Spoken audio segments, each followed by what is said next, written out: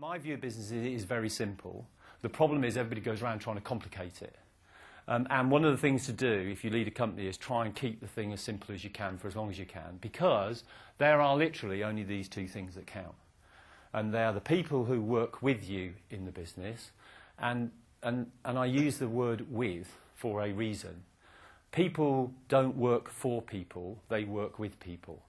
And those companies that can do that, i.e. that people are part of an organisation who have different roles, may be paid differently, and may have different responsibilities, but basically they're all part of the same thing, that's very important for me. And certainly in any business, whether you've got 8 people or 200,000 people, clearly the colleagues, the people who you work with the organisation are the most important thing.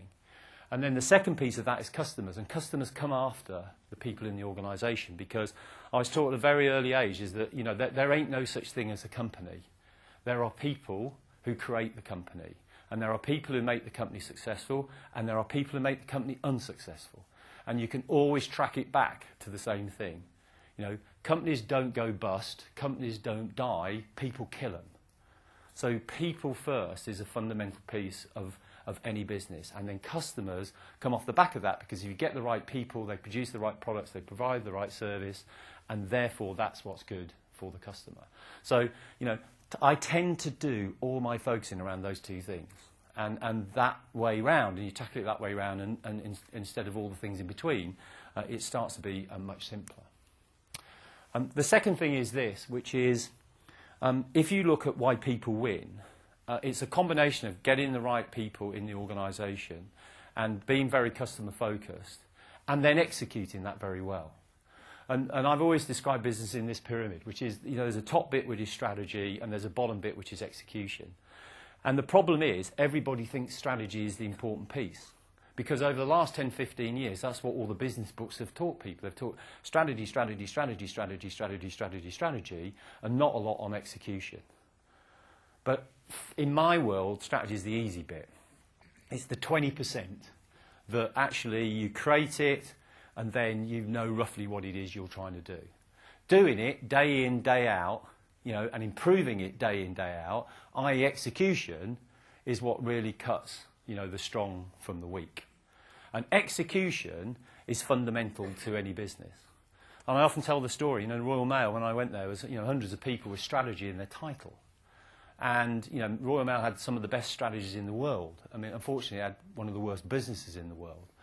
And the reason was the strategy was one thing, the execution completely different. And therefore, when I asked people why there had so many people in strategy, I was told that the reason that this was that if you had strategy in your job title, you got more hay points. And if you got more hay points, you got paid more money. And for me, that was the final death knell of, you know, strategy, strategists, strategy departments, and everything else, because, you know, that's when it gets very, very divisive. And the only way that execution takes place is generally by the people who execute. And largely, in every boardroom in the country, there is not a single person who executes anything. In retail, it happens in the shops.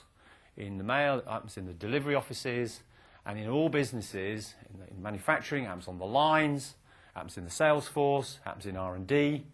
And so, therefore, getting close to the people who execute is fundamental. And communication is how it happens. And the thing about communication is, why is that important in an organisation? Because you can't get execution without communication. And the test of good communication is, did it happen? Not did I send it, is did it happen? Did things change? Did it happen the way that I wanted it to happen? And communication is not there to keep everybody informed, which is what most people think it is. Communication is there to make things happen, to make execution happen. And the thing about communication is it's an unnatural act. Everything's a very natural act. But actually in business it becomes a very unnatural act. Because bizarrely what happens is, any of us can go out with any of our friends and sit in a pub or go out to dinner and have a chat and a conversation, and at the end of it, everybody knows what everybody's talked about. You know, we don't go back and send each other an email as a summary of the points that we've made. We don't go back and make a video of actually that meeting so that everybody can remember what it is. We don't go back and create a newsletter which has all of the points that we went through in the letter. And the problem is, for me, on communication is this. We are choking people up with the amount of things that we think we are doing for them, when in reality we're doing it at them. And this is the big difference. For me, is communication is talking with people, not at them. And so much communication I see in businesses is talking at people. And therefore, when you talk at people, you do not get execution. And it goes like this. We have memos. You know, there are memos for everything. You know, I wonder how anything happened before anybody could write a memo. We go into the world of email. You know, email is so open, it's so access. We've all got our Blackberries, all those bits and pieces. So everybody emails everything with wide distribution lists, you know, with thousands of attachments. We have videos, we have meetings, and we have manuals. And we think that all those things are communication. And largely, none of them are. They all choke the organisation rather than create ease of execution in the organisation, which is what they are intended to do. And they create treacle like I've never seen. Because behind each one of those is a department that does it. And as it goes through the organisation, everybody wants to add to it. And I always say, in the middle of all organisations, no matter who they are, there are two groups of people.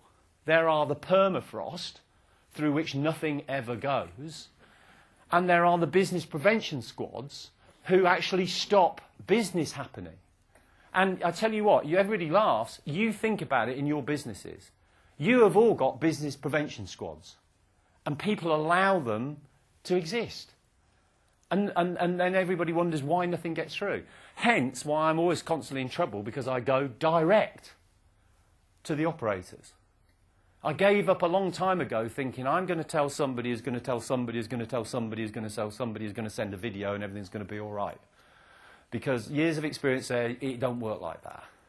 I know I stand more chance of communicating with my people if I can get Rebecca Wade to let me write an article in The Sun than I can do in any of those things in my own organisation. And that's the way that we have to think about it. Communication is there to get execution.